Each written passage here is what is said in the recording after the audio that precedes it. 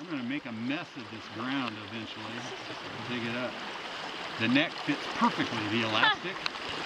And it even got hand holes to, you know, oh put my your gosh. But I don't use those. But I go like this. Now I can, it's real hard to see. The image is upside down now. Okay. So I've got to think upside down and find the spot that I'm going to, yeah. Now what I'll do, since I can't use this for really sharp focus, is what I'm going to do, I'm going to focus about a third into the shot. And probably, I think there's some, maybe about where Jeff is. I'll probably work on a spot just ahead of that rock. If it doesn't get up to about 6 or 7, I pack up and leave. Because I never shoot unless I'm captured by it. You could say the image captures me before I capture it. You always try and put it in the center so you're this way. Otherwise I wouldn't be able to visually,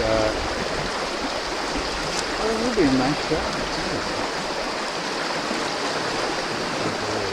Oh yeah, right there.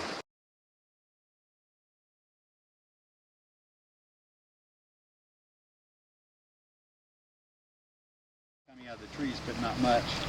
And if I was using a polarizing filter, which I'm not, I would, underneath the water, do you see that yellower section? Yep. To me, that's something in the river, in its rock structure.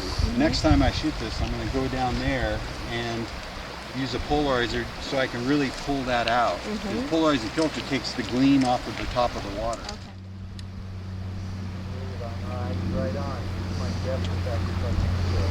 I wish I had a ladder and a taller tripod, because I'd like to be actually up about maybe 8 feet shooting down, hanging over the so river. that you get more of this shape of the river, because right now you're getting it, but you're looking at a lower angle. And I could get the camera up taller if I wanted to. I'm going to shoot. See, now focus wise, probably going to focus on that opposite shore over there. And that should give me this in focus when I stop the lens down. It's interesting. I'm so used to this. I just love it. Yeah. We went over to the Mackenzie one day, and what an epic that was. Well, that was hard on me. To walk down those steps, that was hard. Yeah. That Coosa Falls. Without it, you get depressed. And that's why with me, I'm in the perfect place to go blind. I couldn't be doing anything better than as long as I can see a little bit, I'm fine. Was there a time that you thought, I mean, was all here in the Yeah, really. The worst thing for you to be going blind? Well, photography is something that can get, if you can't photograph, the worst thing to happen is to go blind if you're a photographer. And but at the beginning stages, I thought I'd never be able to photograph again, because I started losing sight real early, or late. It was only a couple of years ago that it really accelerated a lot. And I went, even Dennis will.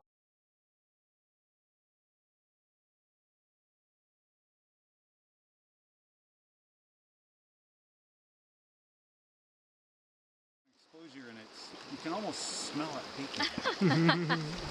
There's that picture bacon. Yep. And that's one thing I wish I had, was a different viewer for viewing this, because it's so hard to see in here sometimes.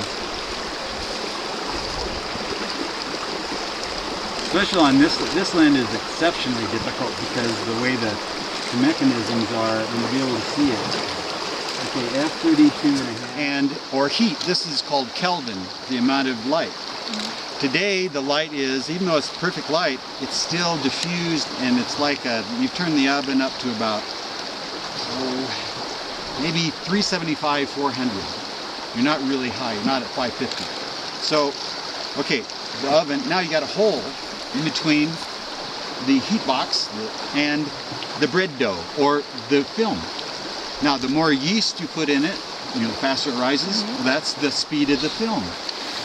And I have what you call a slow film, so it rises very slow. The hole is the diaphragm that goes bigger or smaller. So in other words, I'm going to get I'm going to bake the bread a long time. I'm using a dome, so this is absolutely stunning light.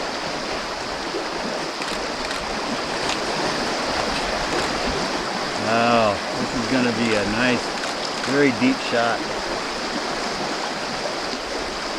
I can figure out the buttons here. There we go.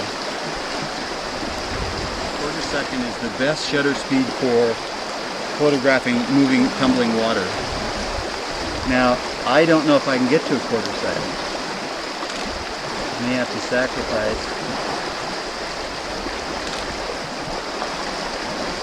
Okay, I can do F45 at a quarter second.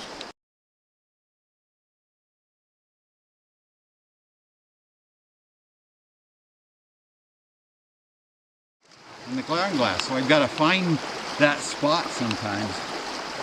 If I had a much more powerful reflex viewer like that, maybe I could focus.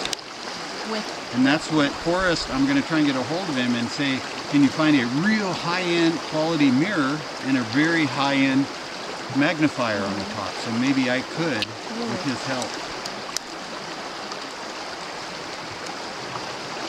And sometimes when you're under here, you can't breathe because you'll fog up the glass. Okay.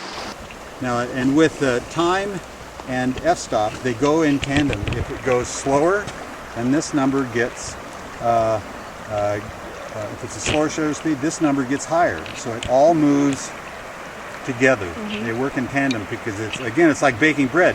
You can't change one without affecting the other. Make sure it goes right on. Boy, I just wish I could.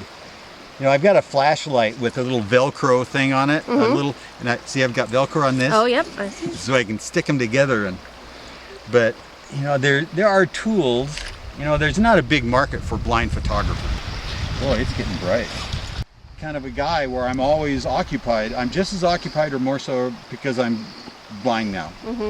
I do things constantly, and I'm constantly using my vision, checking it out, going left and right. I say, what's in vision? I'm all checking. I'm constantly there.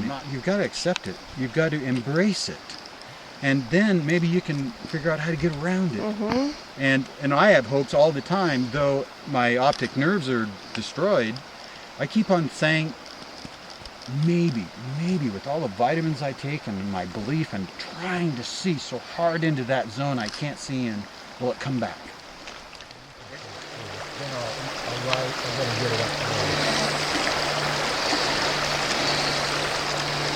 Water is pretty bright. Yeah. Now, it's not like